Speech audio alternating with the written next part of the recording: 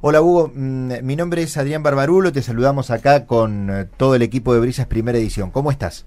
Muy buen día, equipo. Un gusto hablar con ustedes. Bueno, a ver, Hugo, ¿por dónde empezamos con el tema de... primero quiero preguntarte puntual, ¿qué significa que un libro como La Raíz, sea el más vendido, ¿no? Digamos, cómo la gente tiene también la necesidad de saber qué pasa, ¿no?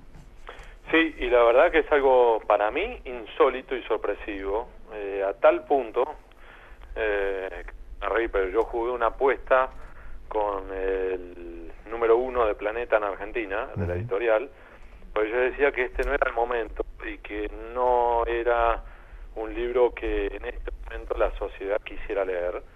Y él me dice, no seas nabo, déjame que yo me encargo de eso. Básicamente, y claramente que tenía razón era él. ¿Por qué yo planteo que para mí es insólito? Porque no es un libro cómodo, es por el contrario un libro incómodo que desafía al lector, porque este no es un libro contra del kirchnerismo, que todo aquel que está en contra de los K podría decir, bueno, me agrada leerlo porque confirma algunos de mis ojos.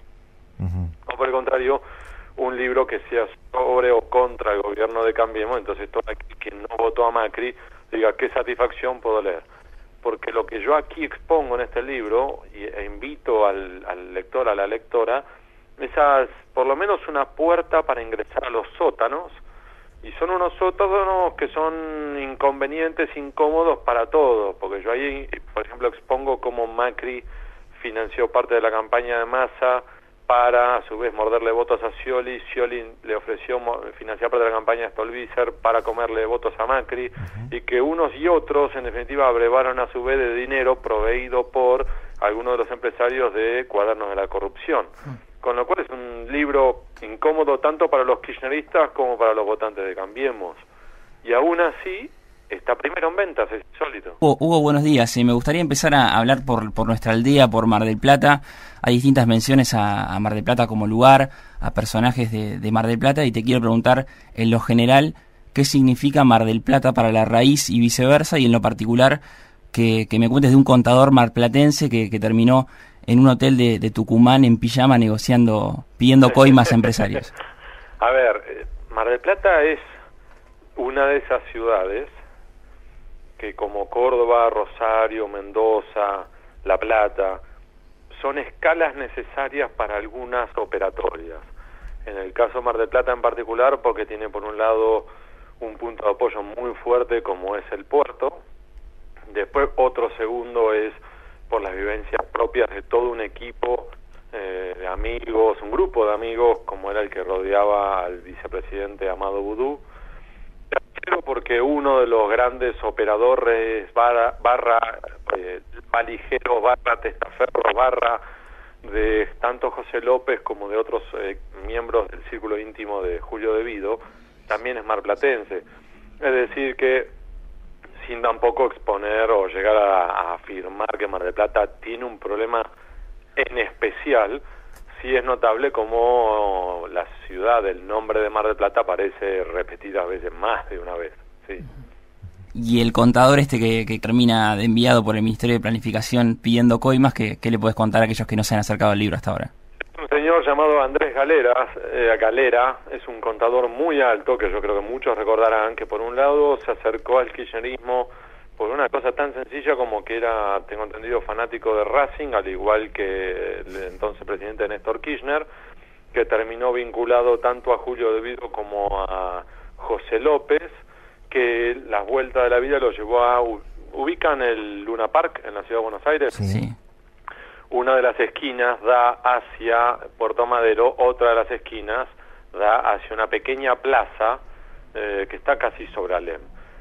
Sobre esa misma plaza, Galera había puesto una oficina en la cual muchísimos empresarios tenían que pasar por allí, así como Ernesto Clarence quedó expuesto, que era uno de los interlocutores entre el equipo de De Vido y los empresarios, el señor Galera otro.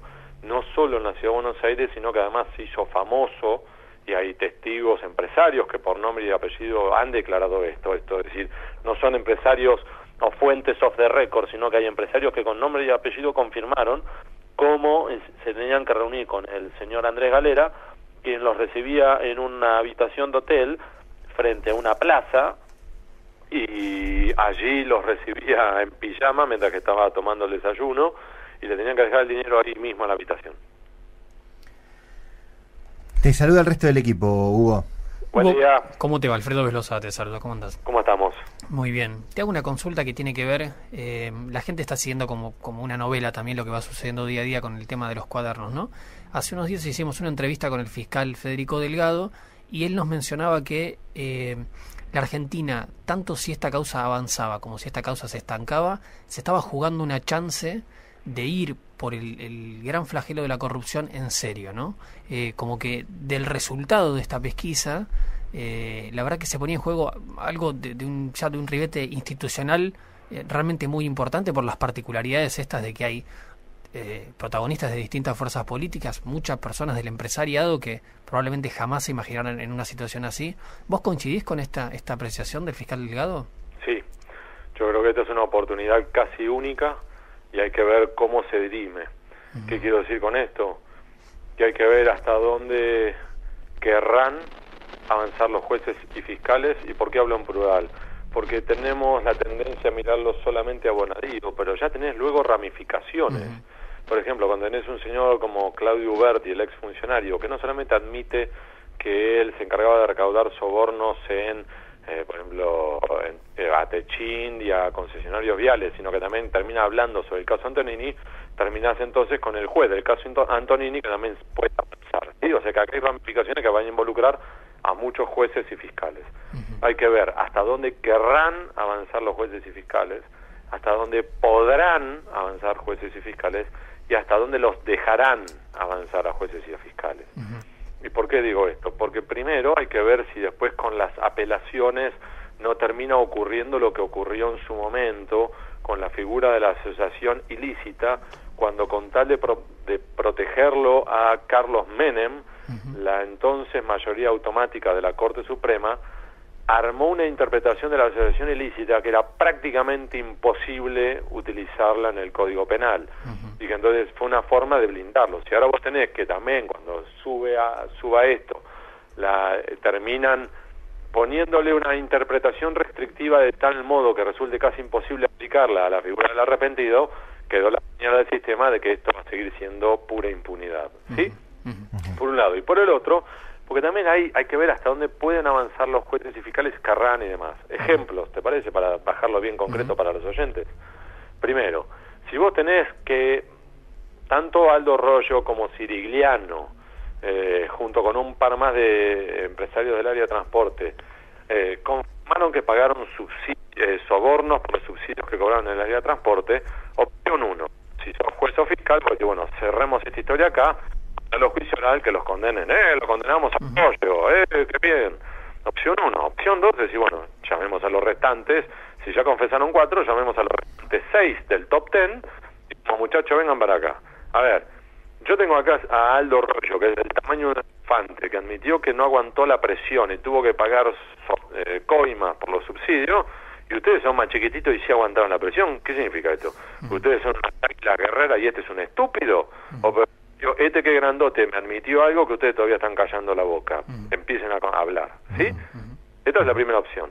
Después también tenés, por ejemplo, el señor Carlos Wagner, que te dice, no, esto no empezó como cuando dice los cuadernos, ya para cuando empezaron a escribir los cuadernos, esto ya venía de larga data. De hecho, me encargué de coordinar el Club de la Obra Pública con una primera mesa chica de empresas que incluía a Helport de Urnequian, a Vialagro, Vialco y Extra. Entonces, si te dice eso, lo que podrían estar haciendo ahora jueces y fiscales es decir, bueno, Helport, ¿de quién es? Urnequian, venga para acá, Eduardo Urnequian.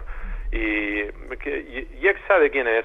Era recién en 2007 de Ángelo Calcaterra y desde 2003 de la familia Macri. ¿Quién era el presidente del directorio? Gianfranco Macri, el hermano del actual presidente. Venga para acá, Gianfranco. Entonces, tenés múltiples aristas y múltiples ramificaciones que habrá que ver hasta dónde pueden avanzar. Y te doy el último ejemplo. Tenemos que Ernesto Clarence admitió que él era el que recibía a los empresarios que le venían con los bolsos de dinero de pesos y él a cambio de 4 puntos porcentuales se los cambiaba a euros. ¿Sí?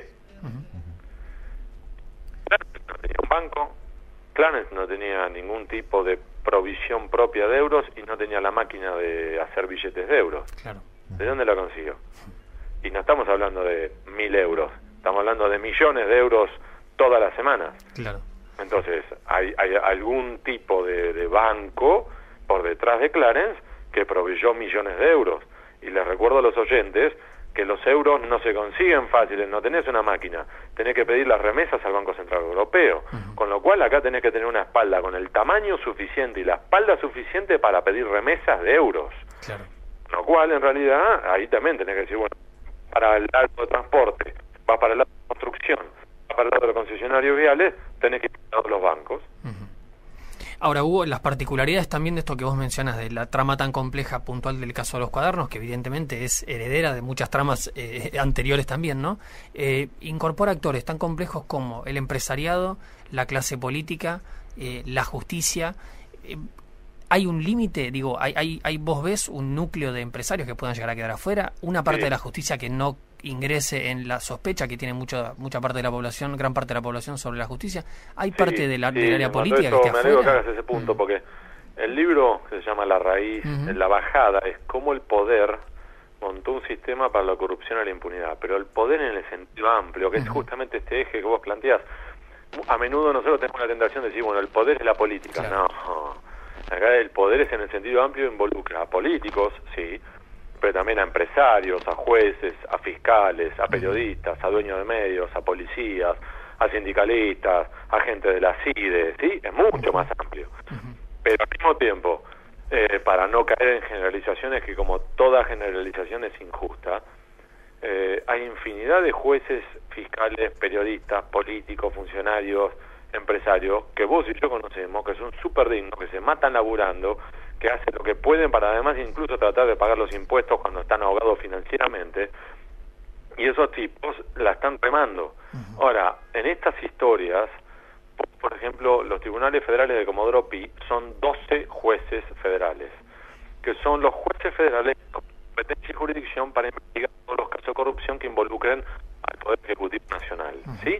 Sí. Ahora, vos cuando vas a un acupunturista porque te duele un brazo, un buen acupunturista no te llena de agujas el brazo. El buen acupunturista, con insertar 3 o 4 agujas en los puntos neurálgicos relevantes, te inmoviliza la molestia, ¿o no?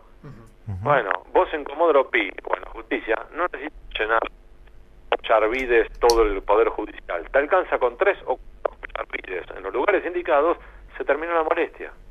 Volviendo a cómo un libro termina siendo incendiario y a la vez no escatima en sutilezas. Por citar un ejemplo, vos en el libro decís, hay un fallo del juez Moro que significa tal cosa. Lo voy a poner en portugués porque se entiende de esta manera y reproducís de esta manera el fallo. Hay una conclusión que también se la dejás al lector, que es cuando contás el caso de Mariano Vergés, un juez que le tocó investigar a Barrio Nuevo, y le cayó una losa de plomo encima, y ahí también se da cuenta de cuáles son las esquirlas de investigar al poder. Vos cerrás ese capítulo o ese párrafo con la mención de que él publicó un libro que se llama Acá no ha pasado nada. Cómo es el sistema judicial por dentro, algo así se llama ese libro. ¿Qué te hace pensar a vos, Hugo, que ese Acá no ha pasado nada se puede romper alguna vez? Yo creo que va a ser muy difícil, que al mismo tiempo estamos muy cerca, como decía el fiscal Delgado, que depende de cómo jueguen algunas variables, pero sobre todo va a depender de la presión social. Esto significa, depende de los que nos están escuchando ahora. ¿Y por qué digo esto? Y esto no es un capricho mío, no es que yo un día a la mañana me levanté y digo, uy, la presión social es la clave, no. Yo para este libro terminé entrevistando tanto al fiscal del Mani Puliti, que es la gran investigación italiana contra la corrupción estructural, sistémica, que involucraba a todos los partidos políticos italianos y al empresariado, como así también a el juez y al fiscal del Lavallato brasileño, la gran investigación en Brasil que terminó llevando a prisión a Marcelo Odebrecht, que para que ubiquen los oyentes, Odebrecht es entre 2 y 5 veces el tamaño de Techint. Así que es como si vos tuvieras en prisión a un señor que fueran Paolo Roca multiplicado por 2 o por 5, según qué números tomes. Primero.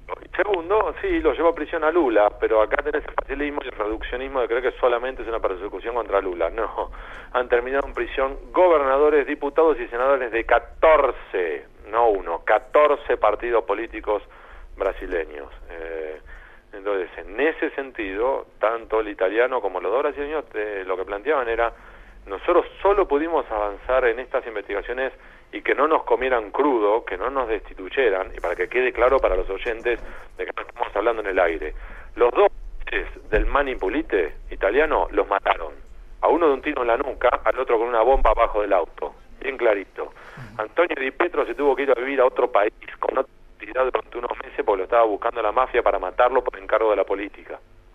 El nombre en clave de Antonio Di Pietro cuando estaba escondido en otro país era Marco Canale. Esto me lo cuenta él. Ahora bien, aún así pudieron avanzar. ¿Por qué? Y lo que te dicen brasileños e italianos es porque solo cuando los ciudadanos dijeron basta, terminemos con esta joda de una bendita vez, ahí es donde pudieron empezar a cambiar. Hugo, te cito de memoria, creo que decís algo así como que los sótanos del mundo sindical en la Argentina podrían abarcar una enciclopedia completa, y cuando haces un recuento de los principales dirigentes sindicales, hablas de Juan Carlos Smith. ¿Qué nos puedes decir sobre su aporte para la raíz, siendo hoy una de las noticias más importantes del día su alejamiento de la CGT? Sí, incluso voy más lejos que eso. Ajá. Lo que tenés es que una de las ramificaciones más incómodas de los sótanos que conectan, por ejemplo, al sindicalismo con la política, con el empresariado, son las barra bravas. A ver, ¿por qué es posible que en Estados Unidos, en Inglaterra hayan terminado con los hooligans y acá en Argentina no? ¿Qué es? ¿Porque los ingleses de repente los hooligans empezaron a tomar el té a las 5? No. Lo que pasa es que acá hay ramificaciones que conectan a la política con los barra bravas, con el sindicalismo, que es la mano de obra pesada, la mano de obra que te puede tanto colaborar para un acto de campaña como para pegar un apriete, como para desplegar mano de obra territorial. Entonces, lo que tenemos aquí es la misma mano de obra que, por ejemplo, ayudó a Guillermo Moreno para controlar el INDEC con barra bravas que desembarcaron en el organismo, como así también de ramificaciones que llegan hasta la 12, tanto durante la gestión de Mauricio Macri como con la actual del Tano Angelici. Tenés en Barrio Nuevo, en Chacarita, vos antes mencionaste al ex juez que justamente trató de avanzar sobre el Barrio Nuevo y la ramificación con los barra bravas. Es decir, momentos en los cuales los sótanos, por momentos, vos tenés la oportunidad de ver, por lo menos atisbar de qué va ese sótano, ¿sí? Como cuando te abren una puerta y vos no tenés muy claro cuál es el tamaño y el alcance, las ramificaciones del sótano, pero vos te das cuenta de algo muy profundo ahí. Déjame dar otro ejemplo. ¿Qué dirían los oyentes si supieran que el máximo operador judicial de la Argentina de los últimos 30 años es un señor que, si yo digo nombre y apellido, no le va a decir absolutamente nada al oyente? Pero que si yo le digo al oyente ahora que el mismo señor que se encargó de coordinar, controlar, apretar a los jueces de la servilleta durante el gobierno de Carlos Menem, es el mismo operador judicial que junto con Norberto Yarvide se encargó de encapsular y de básicamente cerrar sin apelación en un trámite express la causa por enriquecimiento ilícito de los Kirchner, que es el mismo operador judicial que para el gobierno de Cambiemos se encargó de encapsular el escándalo del correo argentino para la familia Macri, y además de mover los hilos judiciales para generar un fallo que a su vez genera la caída de la procuradora Alejandra Gils Carbó. Entonces tenés un mismo operador, 3 gobiernos, 30 años. Entonces ahí lo que te está mostrando es que no importa quién ocupe la Casa Rosada, hay una operatoria de fondo, sótanos, cloacas, por eso yo hablo de la raíz, aquello que está subterráneo, es en definitiva que está ahí subyacente y que no importa quién sea el presidente, van a seguir ahí. Ay, Hugo, qué tema. La verdad que no sé cuándo llegará ese momento en el que la sociedad diga, bueno, hasta acá llegamos. Yo creo que, como bien decía Alfredo recién y comentabas con Fede, y la nota de Delgado, es la gran oportunidad, ¿no? Digamos, y terminemos con que, bueno, ¿y ahora qué va a pasar? Y el poder político, ¿y quién va a quedar? Y en algún momento algo se tiene que romper, ¿no? Para tratar de que... por momentos, fíjate que la sociedad argentina ha tenido reacciones así, y que queda claro que estas reacciones han generado presión y esa presión ha generado resultados. Un ejemplo, fueron unas marchas del silencio lideradas por una monjita que no debía medir más de 1,60 m, las que impulsaron la investigación sobre el crimen de María Soledad Morales en Catamarca. Y fueron esas mismas marchas de silencio, la misma presión social ciudadana en las calles, la que generó el final del régimen feudal de los Saadi en Catamarca. Es esa misma sociedad la que metió presión y marcó un límite por la 125. La misma sociedad que marcó un límite y salió a las calles para defenderlo a Campagnoli. Que es la misma sociedad, a favor y en contra, que del debate por la legalización del aborto, que obligó a los legisladores que ni siquiera iban a las reuniones de comisión donde ellos mismos se habían convocado expertos, porque les importaba nada, los obligó a todos los legisladores a por lo menos prestar atención y por lo menos tener un debate más o menos más maduro de lo que estaban planeando hacer sobre la legalización del aborto. Con lo cual, cuando la sociedad mete presión, la clase política reacciona. Solo porque hubo presión social es que los legisladores terminaron aprobando la figura del arrepentido para casos de corrupción. Vamos a plantearlo de otro modo, para que te ubiquen los oyentes. En la Argentina, la figura del arrepentido sí existe desde hace años para delitos como secuestros extorsivos, trata de personas, narcotráfico, pero no, curiosamente, para delitos de corrupción. ¿Qué pasó? ¿Se escapó? ¿Se les olvidó? Cuando lo estaban votando, ¿se olvidaron de anotarlo? O vamos a decirlo de otro modo, se avivaron y lo sacaron a propósito. De hecho, solo por la presión social y el reclamo de las organizaciones sociales, las ONGs y todos, es que los ciudadanos, los políticos se vieron obligados a aprobarlo. Y para que también quede claro, no es que aprobaron la mejor de las figuras del arrepentido posible. Si la figura del arrepentido de Brasil, la delación premiada, es, digamos, un Mercedes-Benz, acá lo que aprobaron los legisladores es un Renault 12. Bien. ¿Te lleva a destino? Sí. ¿Con las mismas prestaciones? No. ¿Con la misma potencia? No. ¿Con la misma velocidad? No. Pero más o menos llegas a destino.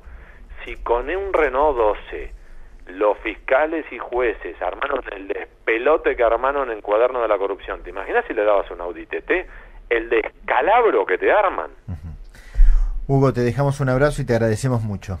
Te mando un gran abrazo y gracias a ustedes por la oportunidad. Hasta luego. Estábamos hablando con Hugo Alconada Amón, es el autor del libro La raíz de todos los males.